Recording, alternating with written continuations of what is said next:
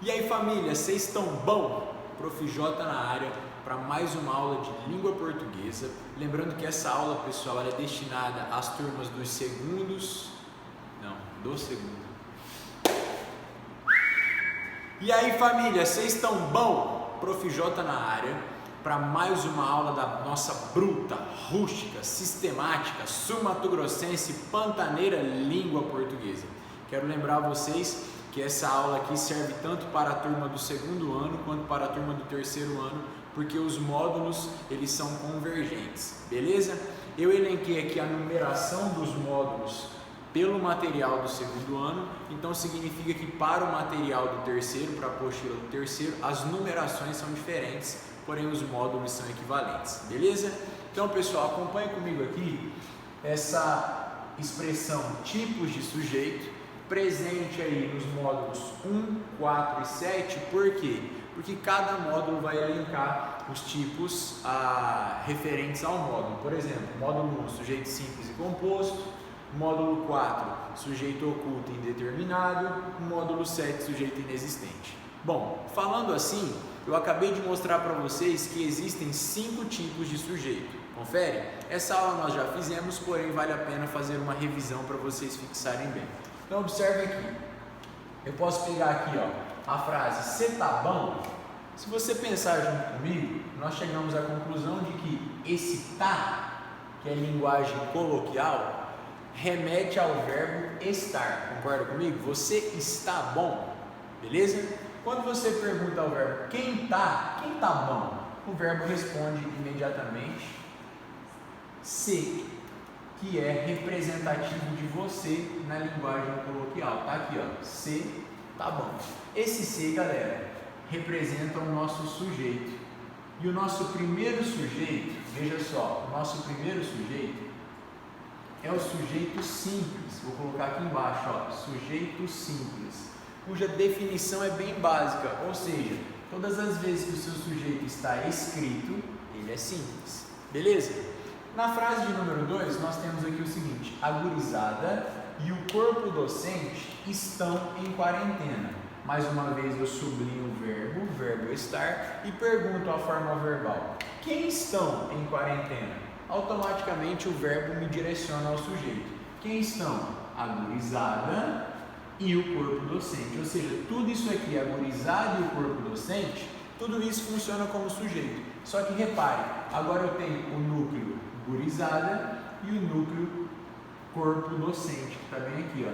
Na verdade, o núcleo está aqui, que é corpo. O docente caracteriza o corpo. Quando eu tenho 2 ou mais núcleos, eu chamo esse sujeito de sujeito. Vou colocar aqui embaixo, ó, composto. Beleza? Então é bem básico isso. Sujeito simples está escrito, tem apenas um núcleo. Sujeito composto está escrito e tem 2 ou mais núcleos. Fechou? Terceiro tipo de sujeito, pessoal. Veja que eu escrevi aqui assim, ó, cuidem uns dos outros. Olha o verbo aqui, ó, cuidar. Muito cuidado, porque ó, eu tenho aqui o verbo cuidar flexionado em terceira pessoa do plural. Muita gente acha que todas as vezes que o verbo for flexionado em terceira pessoa do plural, o sujeito ele é diretamente indeterminado. Porém, nós vimos em aula que não funciona assim. Quer ver? Se, por exemplo, existe um contexto e eu estou falando cuidem uns dos outros para quem? Eu estou falando para a gurizada, eu estou falando para o corpo docente. Então, se isso aqui é um texto em que gurizada e corpo docente aparecem no contexto, aqui nós temos, pessoal, um sujeito, ó, vou colocar aqui à esquerda, um sujeito oculto e não sujeito indeterminado. Lembrando que todas as desinências, ou seja, o Mzinho aqui no final, ó, que indica eles, o S que indica tu, o mos que indica nós, todas essas desinências apontam para o sujeito oculto, também conhecido como sujeito desinencial. Por isso, eles são reconhecidos pelas desinências. Agora veja abaixo o seguinte: não cuidaram o seu povo. Eu não estou mais falando da gurizada e do corpo docente. Veja que o verbo está também flexionado na terceira pessoa do plural, só que agora a minha desinência ela não tem contexto, ou seja, não cuidaram. Quem não cuidaram? Eles. Mas eles quem? A gurizada? Não. Eles quem? O corpo docente? Não. Eu estou me referindo a qualquer outro povo ou a qualquer outra instituição ou órgão, mas que não foi descrito no texto. Se não foi descrito no texto, pessoal, o sujeito do verbo cuidaram aqui é um sujeito indeterminado. Eu não consigo determiná-lo porque eu não tenho contexto. Beleza? Pegou? Agora, cuidado aqui no ponto 1. Então veja, 1.1 tem a ver lá com o primeiro. E depois o 4.1 que tem a ver aqui, ó, com os sujeitos simples e os sujeitos indeterminados. Aqui eu até poderia colocar também, pessoal, 1.2. Porém, é uma explicação acerca da partícula C. Olha só. Muita gente acha que a partícula C, ela indetermina o sujeito, ou seja, ela aponta para um sujeito indeterminado. Nem sempre é assim e você sabe disso. Por quê? Todas as vezes que eu tenho a partícula C, porém eu não tenho preposição, observa aqui, ó, aplicou-se a vacina. Olha o de baixo, precisa-se de respiradores. Galera, olha a diferença. Quando eu uso partícula C sem preposição, o sujeito fica à direita dela, ou seja, isso aqui é um sujeito que pode ser simples ou composto, mas vamos chamá-lo de SP, que é sujeito paciente, ou seja, está numa voz verbal diferente das anteriores, é uma voz passiva, fechou? Agora, quando você tem a partícula C acompanhada de preposição, olha aqui, ó, o que você tem logo após a preposição é um objeto indireto. Precisa-se de algo, de quê? De respiradores. Logo, partícula C, agora vou mudar a cor dela aqui para nós, ó. Partícula C, acompanhada de preposição, você pode marcar tranquilamente o sujeito indeterminado. Ou seja, essa partícula C é um IS, índice de indeterminação do sujeito. E essa partícula C aqui no aplicou-se a vacina é um PA, ou seja, um pronome apassivador. Tudo bem? Isso nós já vimos em aula, então fica aí só a critério de revisão. Finalmente nós vamos para o quinto tipo de sujeito, que eu considero um dos mais fáceis, pessoal. Por quê? Porque todas as vezes que você tiver verbo haver, né, ou verbo fazer, expressando tempo ou clima, ou verbo ser, estar, expressando tempo ou clima, ou mesmo verbos que expressam fenômenos naturais, o seu sujeito será um sujeito o quê? Inexistente. Fechou? Tranquilo? Assim a gente finaliza essa parte de tipos de sujeito. Agora acompanhe comigo aqui, ó, o módulo 2 da apostila do segundo ano e que também há no terceiro, vícios de linguagem. Pessoal, eu elenquei aqui 5 tipos de vícios de linguagem para que a gente fique atento e resolva com facilidade as questões do TC e do livro, da apostila. Olha só, eu digo aqui, ó, Leque e Mateuzinho são professores no Biju. Sua matéria é química. Observem comigo, pessoal, esse pronome aqui, ó. Quando eu digo sua matéria é química, você aí pensou, o professor aqui ou a frase está se referindo ao Mateuzinho. Tudo bem, porque você o conhece. Agora, se isso aqui está fora de contexto ou você não conhece o Leque Mateuzinho, se eu digo sua matéria é química, veja que eu não consigo determinar se é a sua do Mateuzinho ou é a sua do Leque. Então, eu estou me referindo aqui a que vício de linguagem, pessoal? Quando eu não consigo determinar, quando está confuso, eu chamo isso de ambiguidade. Ou seja, eu tenho aqui um duplo sentido. Essa matéria pode ser a matéria que o Mateuzinho leciona ou pode ser a matéria que o Leque leciona. Fechou? Ponto 2 aqui, ó. Falei pro Xandão, um ex-aluno nosso, gurizão lindo. Abraço, Xandão. Beijo dos 3 amigos. Falei pro Xandão, cê tá bom, gurizão? Olha só, Xandão, bom, gurizão. O que eu tenho aqui, pessoal?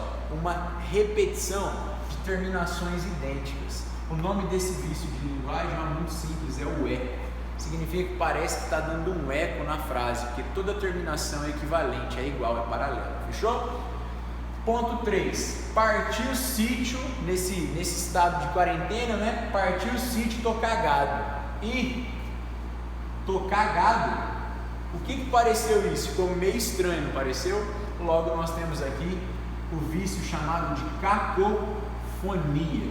Se você traduzir para o português, claro, caco significa feio, né? E fonia é som. Então o som ficou feio devido à expressão cagado, que você sabe o que é, porque todo mundo, uma vez na vida, né, já esteve cagado. Fechou, galera? Ponto 4. Repete de novo, prof. Não entendi. Gente, se eu vou repetir, obviamente é de novo, certo? Então isso aqui é desnecessário. É um vício de linguagem chamado pleonasmo, só que cuidado. O pleonasmo é uma figura de linguagem. O vício de linguagem é o pleonasmo vicioso. Fechou? Que são coisas óbvias que já estão expressas na frase que você não precisa retomá-las. Finalmente nós temos aqui o nosso último vício de linguagem da aula. Queria dizer que as coisas que escuto são aquelas que acredito ou não. Gente, olha o tanto de que apareceu num curto período. Qual é o nome desse vício? Esse vício é o queísmo. Fechou? Então assim a gente arremata aí os módulos 1, 4 e 7 e o módulo 2 da apostila. Agora, acompanha comigo o seguinte: funções. Eu quero que você pense nisso como funções da linguagem, que é o seu módulo 8. Observa aqui, nós temos 1, 2, 3, 4, 5, 6 funções da linguagem. A primeira delas aqui, pessoal, é a função emotiva. E para você perceber no texto, observe o seguinte, que o foco da função emotiva, quem é? É o emissor. Então, o emissor, ele privilegia as suas emoções, os seus sentimentos. Então, todas as vezes que vocês estiverem lendo um texto em que aparece muito o emissor e os seus sentimentos, as suas emoções, você está diante de uma função emotiva. Agora, tome cuidado, porque a função emotiva, ela sempre está acompanhada da função poética. Só que aqui nós temos uma diferença que é a seguinte: na função poética, o foco não é mais o emissor, o foco é a construção textual, ou seja, aquele esforço que o poeta, que o cantor tem de elaborar rimas, trocadilhos, frases impactantes. Então, quando o foco é a construção textual eloquente, diferenciada, metafórica até, vou colocar aqui, nós temos o predomínio da função poética. Elas se parecem muito e você tem que tentar entender quem é que aparece mais no texto, fechou? Depois, galera, nós temos a função referencial. Essa é uma função muito simples, cujo foco é o que? É o conteúdo. É o conteúdo. Então aqui, quando você lê um texto, você vai perceber que o objetivo desse texto é transmitir um conteúdo para você sem intenção de convencê-lo. Na realidade é para informar. Por isso o foco é o conteúdo. Ela também pode ser conhecida como função informativa. Aqui o objetivo é só informar, fechou? Agora cuidado para não confundir a referencial com a função apelativa, porque o foco da função apelativa, pessoal, é o receptor, ou seja, você que está aí do outro lado, e o objetivo não é mais te informar, o objetivo é te convencer, tá certo? Ela não tem um apelo informativo, ela tem um apelo de persuasão, de convencimento, fechou?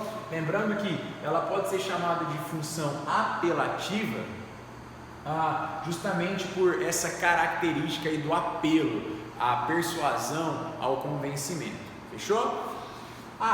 Preciso falar que ela tem um segundo nome que é função conativa.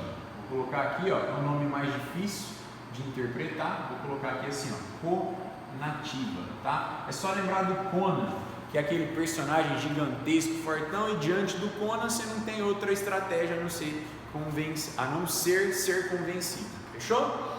Finalmente, pessoal, nós temos aqui a função fática, cujo foco é a comunicação em si, tá? Vou colocar aqui, o foco é a comunicação, sobretudo o teste da comunicação. Então, quando você pega seu celular e fala, oi, tá me ouvindo? Isso é função fática. Quando eu estou aqui do lado e falo assim, ei, tá pegando, entendeu? Isso é função fática, é testar se o nosso canal de comunicação está está funcionando ou não. Para fechar, nós temos a função metalinguística, que é a metalinguagem. Show de bola? E a metalinguagem eu costumo explicá-la assim, ó, é a coisa pela coisa.